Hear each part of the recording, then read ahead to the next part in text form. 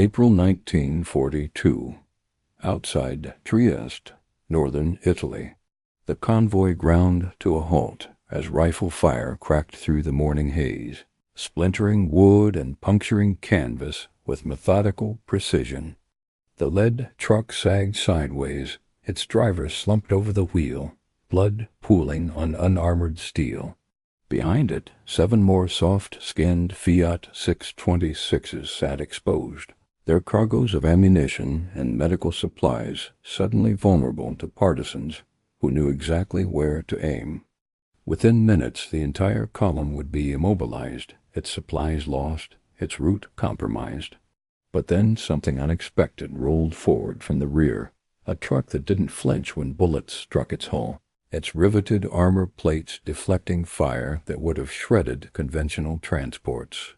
The Fiat 665 and Protetto pushed past the disabled vehicles, its reinforced frame absorbing impacts that sounded like hammers on an anvil.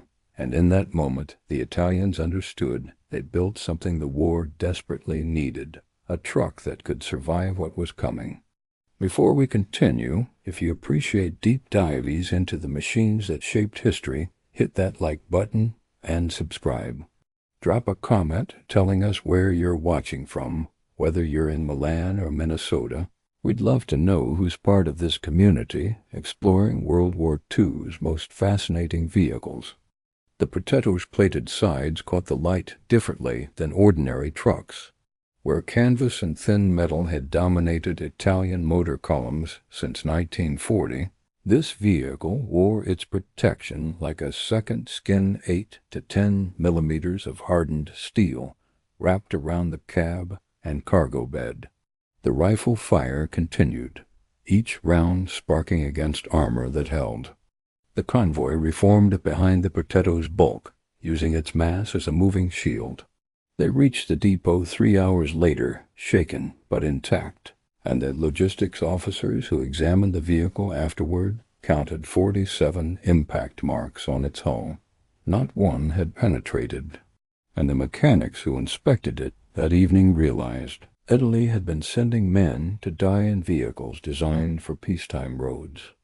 The problem had been growing since Italy entered the war in June 1940. The Regio Esercito relied on approximately 18,000 trucks for tactical mobility, most of them Fiat 626 series vehicles. These were workhorses of commercial design ladder-frame chassis supporting wooden cargo beds covered by canvas tarpaulins, powered by modest diesel engines that prioritize fuel economy over performance. They excelled at moving supplies across controlled territory. They failed catastrophically the moment that territory became contested. The Balkans taught this lesson with particular cruelty.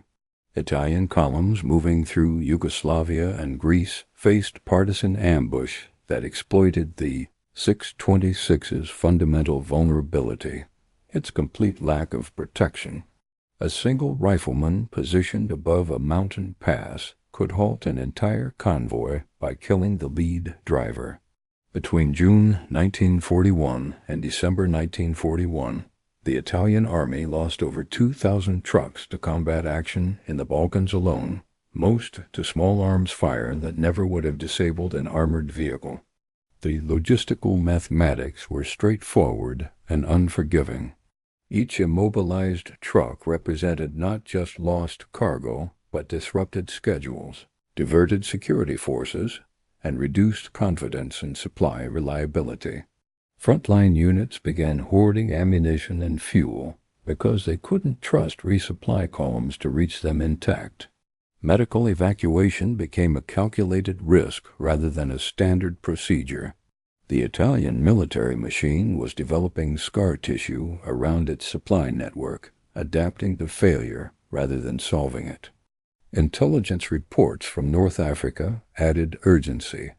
British forces were employing armored trucks with notable success, maintaining supply lines through territory where Italian columns would have been destroyed. The Germans had developed the Steyr 640 and similar protected transports for occupied territories, where partisan activity threatened logistics. Italy's industrial capacity couldn't match German production volume, but it could adapt if engineers acted quickly and thought practically. The solution emerged from Fiat's Turin design offices in late 1941. Engineers examined the problem with refreshing clarity. They didn't need to invent a new vehicle from scratch. They needed to armor an existing one that already worked. The Fiat 626 had proven mechanically reliable across 3 years of war. Its 4-cylinder diesel engine delivered consistent power, its chassis handled rough roads competently, and its components were already in mass production. The challenge wasn't creating something new, it was making something proven survive. The 665 NM variant offered the foundation they needed.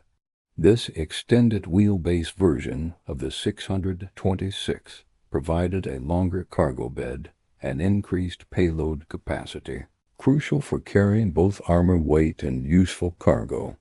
Its reinforced frame could accept additional mass without catastrophic stress. Engineers calculated they could add approximately 1,000 kilograms of armor plating if they strengthened key structural points and upgraded specific components. The result wouldn't be a tank. It would be a truck that could take punishment and keep moving. The design philosophy was simple. Create a protective envelope around crew and cargo spaces using minimum armor necessary to defeat rifle-caliber weapons. 8 to 10 millimeters of steel plate provided that threshold thick enough to stop 7.92 millimeters. Mauser rounds and 9 millimeters submachine gun fire had typical engagement ranges, light enough to avoid overwhelming the chassis. The armor wasn't welded into a single stressed skin structure like on a tank. Instead, it was riveted to a reinforced frame that distributed impact loads across the vehicle's skeleton. This approach had practical advantages beyond weight savings. Riveted armor could be repaired in field workshops using standard tools already familiar to mechanics. Damaged plates could be removed and replaced without cutting torches or specialized welding equipment. The modular design meant if a section was compromised, the rest remained intact and functional. It was engineering that acknowledged reality. These trucks would get hit repeatedly, and they needed to be fixable by ordinary soldiers in improvised conditions. The cab received the most attention. Its frontal armor angled slightly to increase effective thickness against direct fire, while side plates wrapped around the crew compartment to protect against flanking shots. Vision slits with armored shutters allowed the driver to maintain situational awareness while minimizing exposed openings. The cargo bed gained similar treatment, steel plates forming a box that could carry troops or supplies with reasonable protection. The rear featured a drop-down ramp for quick loading and emergency egress. But protection added weight, and weight demanded power. The standard Fiat 366 diesel engine produced 50 horsepower at 2,000 RPM, adequate for an unarmored 626, carrying 3 tons, insufficient for a Protetto hauling 4 tons, plus 1,000 kilograms of steel plate. Engineers optimized the existing power plant rather than replacing it. They recalibrated fuel injection timing, improved air filtration, and enhanced the cooling system with a larger radiator and revised ducting. The transmission received similar attention.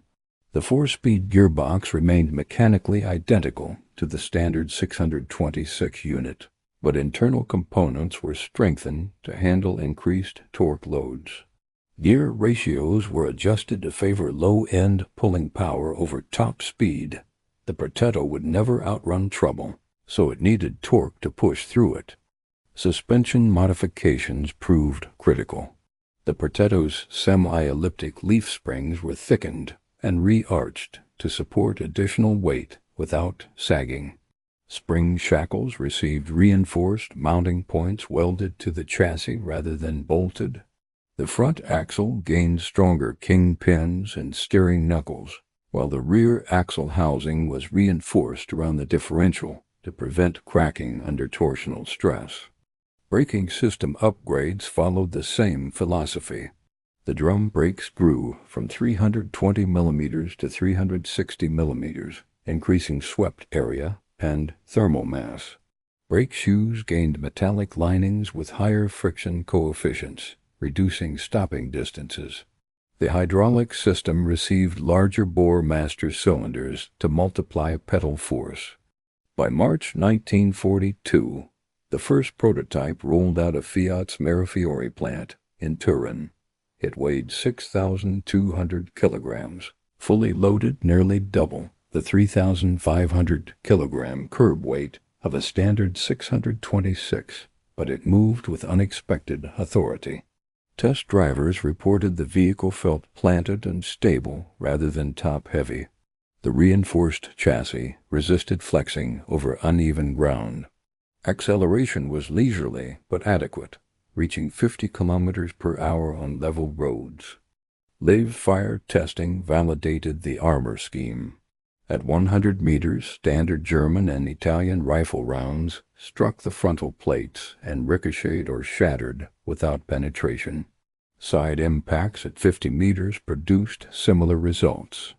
Even concentrated fire from multiple weapons failed to compromise the armor unless impacts struck the same spot repeatedly, unlikely in actual ambush conditions. The trials identified weaknesses requiring immediate attention. Engine cooling proved marginal during extended low-speed operation, particularly when the Protetto idled in convoy or maneuvered in tight urban spaces. Engineers added supplementary air scoops and revised the fan shroud. Tire wear accelerated dramatically under armor weight. The solution involved fitting heavier-duty tires with reinforced sidewalls and higher load ratings. The Protetto entered production in mid-1942, emerging from assembly lines at approximately 30 units per month. This modest output reflected Italy's industrial constraints, but 30 armored trucks per month meant 360 per year, enough to provide protected transport for critical supply routes. Priority allocation went to units operating in the Balkans, where partisan activity remained intense. The vehicle's operational debut came during summer 1942, when Protetto-equipped convoys began running supplies between coastal ports and inland garrisons across occupied Yugoslavia. The results were immediate and measurable. Convoy completion rates improved from approximately 70% to 95% on routes that had previously suffered regular interdiction. Casualties among transport personnel dropped by more than half. The Protetto didn't eliminate risk partisan forces adapted by targeting tires and using heavier weapons, but it shifted the tactical calculus enough that supply officers could plan with confidence. One incident from August 1942 illustrated the vehicle's value with brutal clarity. A 6-truck convoy moving medical supplies from Split to Penin encountered a well-planned ambush in a mountain defile. The lead truck, a standard 626, took fire immediately and veered into a ditch, blocking the route. Partisans positioned above the convoy poured rifle and machine gun fire into the trapped vehicles. 3 unarmored trucks were disabled within minutes. The convoy's single Protetto, positioned 4th in the column, absorbed the initial fire without critical damage.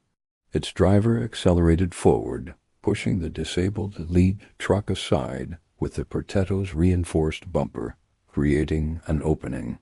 The armored truck then reversed, placing itself between the surviving vehicles in partisan positions, using its hull as a shield. Under this cover, the remaining trucks executed a fighting withdrawal. The Protetto took 73 hits during the engagement. 12 rounds struck its windscreen armor, creating spiderweb cracks but no penetrations. 31 impacted the cab sides, leaving dents but not breaching the crew compartment. The driver and co-driver emerged uninjured.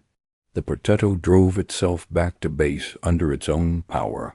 In the after-action report, the convoy commander noted that without the armored truck, his entire column would have been destroyed. Instead, they lost 3 vehicles, but saved 3 others and delivered enough medical supplies to treat wounded infantry for 2 weeks. Stories like this propagated through the Italian logistics network. Transport drivers requested assignment to Protetto-equipped units. Supply officers competed for allocations of the armored trucks. The vehicle became valued not for its performance characteristics, which remained modest, but for its ability to complete missions that would have failed otherwise. By late 1942, approximately 200 Protetto trucks were operating across Italian-controlled territories. They appeared in North Africa, transporting supplies through contested areas behind front lines. They operated in Italy itself, moving ammunition to coastal defense positions. They served in the Balkans, maintaining fragile supply lines that kept occupation garrisons functional.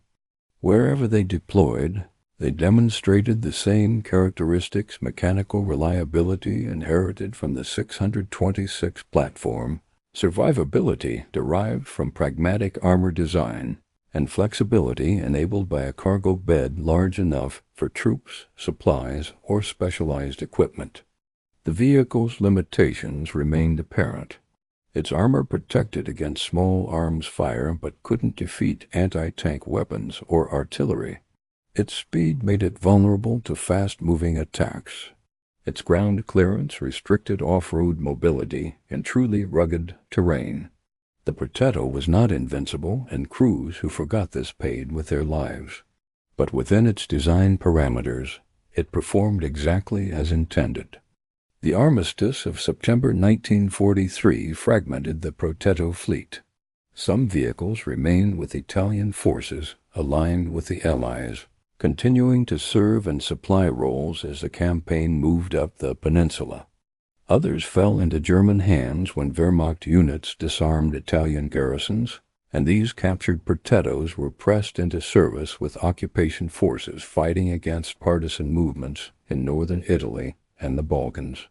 A few were sabotaged by their Italian crews to prevent German capture, their engines disabled or armor plates torched until the trucks became scrap rather than resources for the enemy. Those that survived continued operating into 1945, wearing the marks of hard service repatched armor, mismatched tires, repainted markings that showed German crosses over faded Italian insignia. They hauled supplies through the collapsing defensive lines of Italy's final months, participated in the chaotic retreats as Allied forces pushed northward, and eventually fell silent when fuel ran out or mechanical failures accumulated beyond field repair capacity. By war's end, perhaps 50 Protettos remained operational, scattered across Italy and the Balkans, their crews more concerned with survival than vehicle preservation. The post-war period treated the Protetto with indifference. Italy's need for transportation overwhelmed interest in preserving military hardware. Surviving vehicles were stripped of armor to reduce weight and converted back into civilian trucks, their protective plates recycled as scrap steel. The base 626 chassis beneath the armor retained value those frames could haul. Cargo for years if maintained properly, but the armored body served no peacetime purpose. Demilitarization programs systematically removed combat equipment, and the Protetto's defining feature disappeared into smelters and scrapyards. Today, fewer than 5 complete Protetto trucks survive worldwide. One resides in the Museo Storico della Motorizzazione Militare in Rome, its armor showing original battle damage that was never repaired.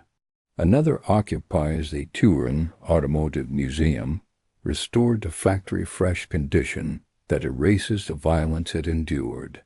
The remaining examples exist in private collections or military museums across Europe, preserved as curiosities from an industrial era when Italy's automotive industry applied commercial engineering principles to wartime demands.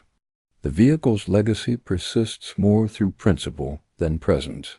The Protetto demonstrated that armored transports didn't require bespoke design. They could be adapted from existing platforms if engineers thought systematically about weight distribution, structural reinforcement, and role-specific protection. This approach influenced post-war thinking about vehicle versatility, particularly in nations with limited defense budgets that needed to maximize utility from minimum investment. The concept of up-armoring commercial trucks became standard practice in asymmetric conflicts, from Cold War-era Bush wars to modern counterinsurgency operations, where civilian vehicles receive bolt-on armor to survive improvised explosive devices and small arms ambushes. The Fiat 626 chassis itself continued in production until 1948, with over 33,000 units built across multiple variants. Post-war versions served as buses, ambulances, fire trucks, and general cargo haulers throughout Italy's reconstruction. The mechanical lessons learned from reinforcing the Protetto's stronger frames, improved cooling, uprated brakes migrated into civilian applications, improving reliability and load capacity for vehicles that would never see combat, but benefited from engineering tested under the harshest conditions. The Protetto story reflects a truth about wartime engineering that transcends its specific circumstances.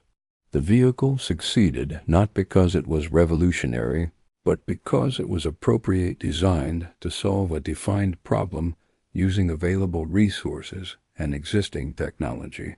It didn't attempt perfection. It achieved sufficiency, and in war, sufficiency often matters more than excellence. A modestly armored truck that reaches its destination outperforms a perfectly engineered vehicle that never leaves the factory. The men who drove Protettos understood this pragmatism intimately. They appreciated that 8 millimeters of steel couldn't stop everything, but it could stop enough. They valued reliability over performance, knowing that a truck reaching 50 kilometers per hour that actually arrived mattered more than one capable of 80 that broke down halfway. They learned to read the sounds of their vehicles, the diesel's particular rhythm, the transmission's characteristic whine, the suspension's complaints over rough ground, and these auditory cues became survival tools that told drivers when their trucks were functioning normally versus when mechanical trouble threatened to leave them stranded in hostile territory. April 1945, outside Bologna, northern Italy. The war in Europe had 3 weeks left, though the soldiers moving supplies that morning couldn't know it. A Protetto led a small convoy through streets still marked by recent fighting, its armor scarred by 3 years of impacts that told stories its crew would never fully know. The truck's original Italian markings had been painted over with German insignia, then partially scraped away during a hasty Allied identification procedure the previous week. It belonged to everyone and no one now, just a vehicle completing a mission, because that's what trucks do. The diesel engine coughed occasionally, burning oil that hadn't been changed in months. The brakes pulled slightly to the left, suggesting a worn cylinder that would need replacement whenever supplies and time aligned. The armor showed fresh dents from the previous day's journey, when sniper fire from a damaged building had targeted the cab before the truck cleared the danger zone. None of these problems prevented the Protetto from reaching its destination that morning, a field hospital that needed medical supplies more than it needed excuses. 3 weeks later, the shooting stopped. The truck sat silent in a maintenance yard, its engine cold, its cargo bed empty. The war that created it had ended, and the peace that followed had no need for armored supply trucks. It would be stripped eventually, reduced to components and memories. But in that moment it represented something worth remembering, proof that sometimes the greatest contribution isn't made by the most powerful weapon or the most advanced technology, but by the unglamorous vehicle that keeps moving when everything else has stopped. The Fiat 665 NM Protetto never dominated battlefields or decided campaigns. It simply refused to brake when braking would have meant failure. And in a war where logistics determined survival as surely as tactics determined victory, that refusal mattered more than history usually records.